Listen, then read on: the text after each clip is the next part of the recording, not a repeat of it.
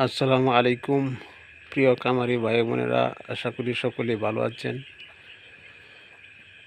আমার খামারে আবার নতুন করে বাচ্চা নিলাম। বাচ্চার বোর্ডিং চলতেছে। আজকের বাচ্চার বয়স 5 দিন।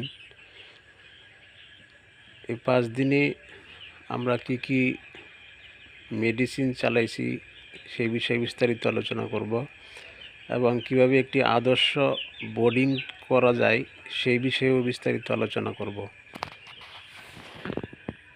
প্রিয় কামারি ভাই বোনেরা, প্রথমে মেডিসিন সম্পর্কে বলি। প্রথম দিন আমরা বাচ্চাগুলোকে এনে গ্লুকোজের পানি দিয়েছি 3 ঘন্টা, অথবা লাইসোভিটের পানি দিতে পারেন।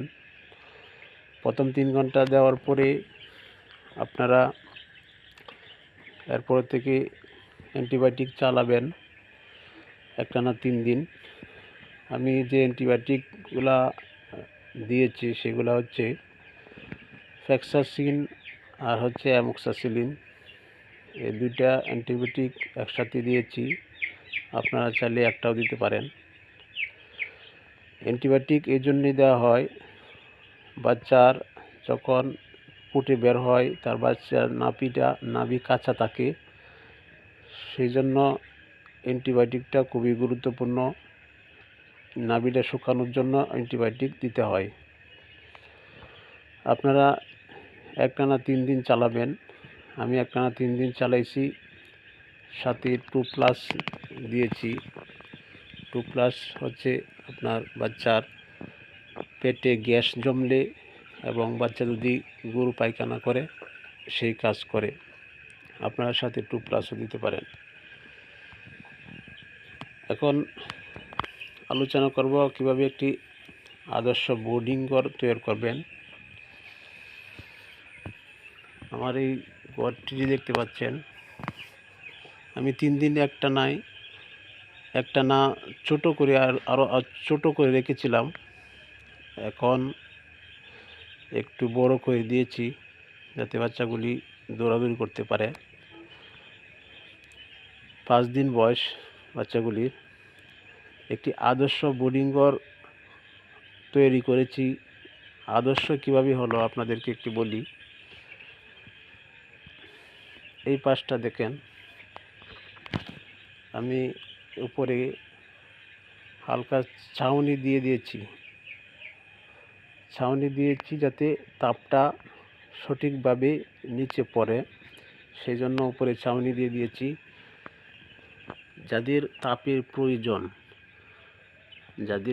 প্রয়োজন তারা এটা নিচে এভাবে একসাথে তাপ নিবে,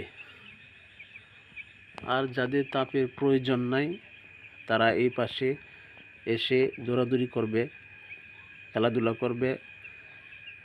আবার যদি ঠান্ডা লাগে তারা এই বাল্বের নিচে, হুবারের নিচে চলে যাবে, সেখানে তাপ নেবে।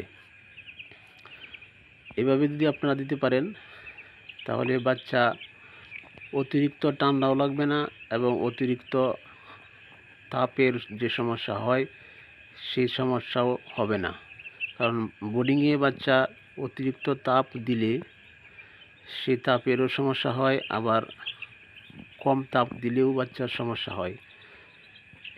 এজন্য আমার মতে একটি আদর্শ বোর্ডিং ঘর তৈরি করতে গেলে আমরা এইভাবে যদি তৈরি করি তাহলে বাচ্চার সকল সমস্যা বাচ্চা নিজে থেকেই সমাধান করতে পারবে। তার যখন তাপের প্রয়োজন পড়বে সে হুবারের নিচে যেয়ে তাপ নেবে, আবার তাপের প্রয়োজন পড়বে না, এই পাশে চলে আসবে। এই পাশে একটা হালকা বাউল দিয়ে দিয়েছি, এই যে দেখতে পাচ্ছেন। আবার আপনাদেরকে বোর্ডিং ঘরটা একটু ভালো করে দেখাই। এভাবে যদি একটি বোর্ডিং ঘর আপনারা তৈরি করতে পারেন, আশা করতেছি বাচ্চাগুলি অনেক সুস্থ থাকবে, ভালো থাকবে। পরের ভিডিওতে আপনাদেরকে কি ওষুধ মেডিসিন দিয়েছি, কি ব্যবস্থাপনা নিয়েছি আপনাদেরকে বিস্তারিত জানাবো। আসসালামু আলাইকুম।